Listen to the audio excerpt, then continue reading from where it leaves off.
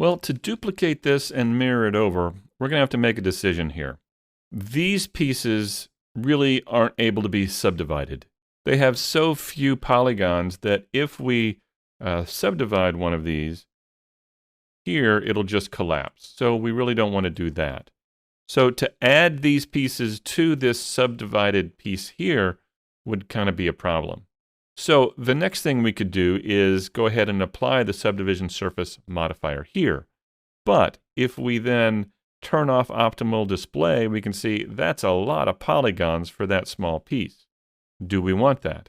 Well, there are only 2 of them, which helps. But we could also turn it down to 1, to viewport level 1, and let's see how that looks. Is that acceptable? There are some artifacts here that I'm really not liking.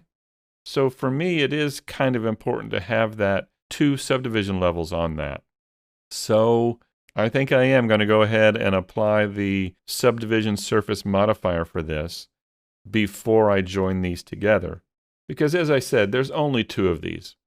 Still, it is kind of high poly. So it's really a balance. What your model is going to be used for. If it's going to be used for, say, a video game, maybe you want to default to fewer polygons. However, if you're going to be making the game in something like Unreal 5 for a PlayStation 5, well, maybe you don't care how many polygons it has because it'll accept and be fine with a whole lot of polygons. So it really depends on what the model is being used for and where it's going to end up. But for this, I'm going to go ahead and apply the subdivision surface modifier here at 2 subdivision levels. And then if I tab into edit mode, you can see that's a lot of polygons, but I think it's worth it. I'm going to select all of these and press Control J. And maybe I'll smooth this again. Here we go. And maybe come over to Auto Smooth and see what I want to do here. So do I want to maybe increase this to here, let's say?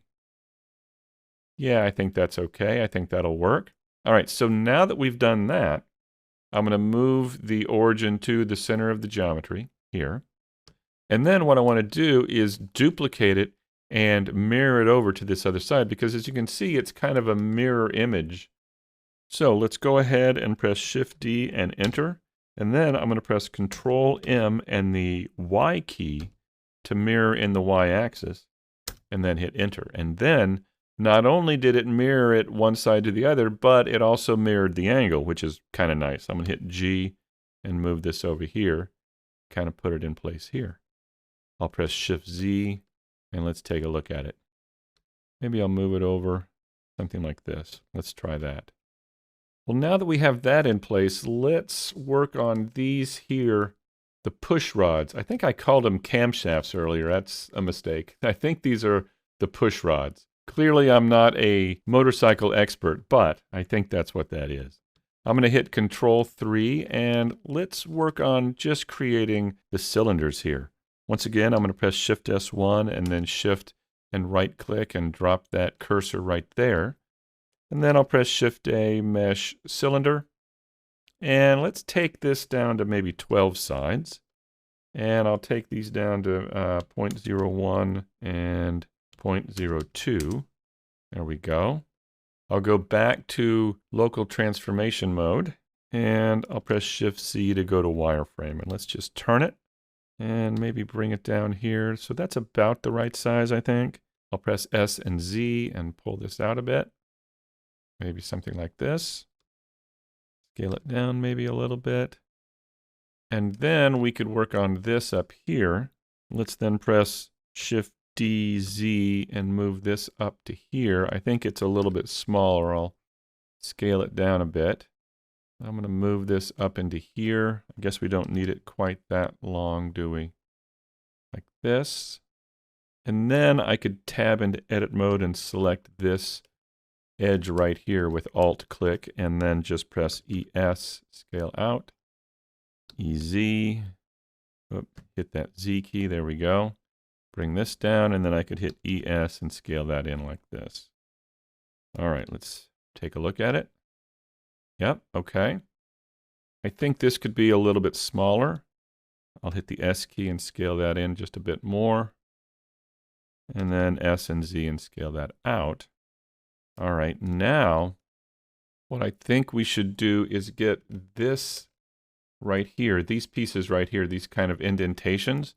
But instead of trying to cut in to the cylinder the way it is, I think what I want to do is scale it in so it's about this width and then extrude it out to get the wider parts. Because I think it's just easier to extrude out rather than to cut in.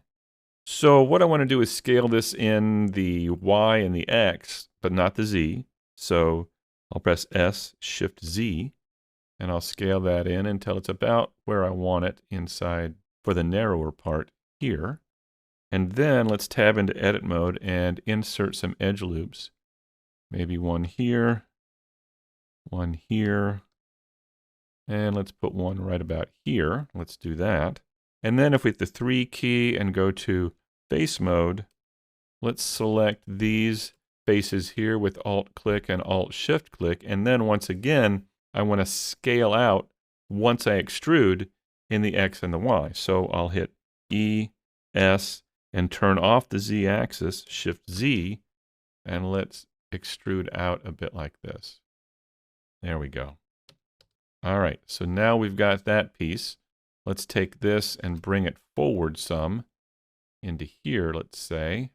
And then I think we need to use our subdivision surface modifier for this. In fact, you know what? I think I'm just going to join these two together. I created them as two separate objects, but I think they can be all one here. I'm going to press Control J. There we go. Now I want to smooth it.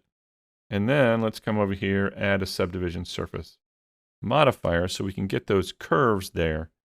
And then, well, there's a couple things I need to do. First of all, let's tab into edit mode. And I just want to select this face down here. Let me turn off the display of the subdivision surface modifier for a moment. And I'm going to press Control and the plus key to expand that selection, hit delete and delete faces. And then I feel like we should do that up here too. Let's select this face right here and delete this one. And maybe right up here too. Let's do that.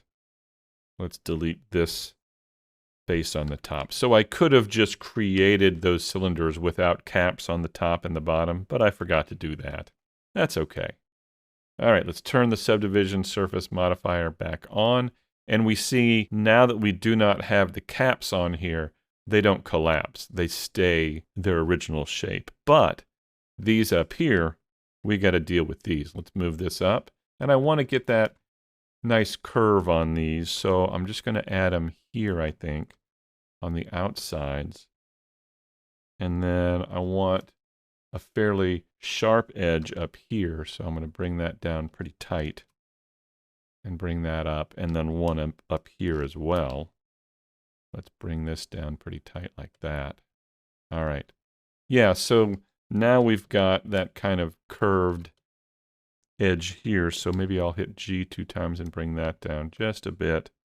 And I'm going to Alt-click this, G 2 times, and pull this up like this. So it's a little bit more curved like that. Yeah, that's kind of what I want there. I'll then move the origin to the center of that geometry. And let's duplicate it, Shift D. And I'll move it over here. Drop it there. Let's turn it a bit. And maybe I'll grab these down here and pull these up some into here. We could do the same down here. Maybe here. All right, so also I need to move these back. They're one in front of the other. You can see that here. So I just need to move this back behind this one like this. Maybe not that far. There we go, something like that. And then let's take these. Let's combine these into one object. Control J. And then let's mirror these over to the other side as well. So I'll press Shift D and Enter.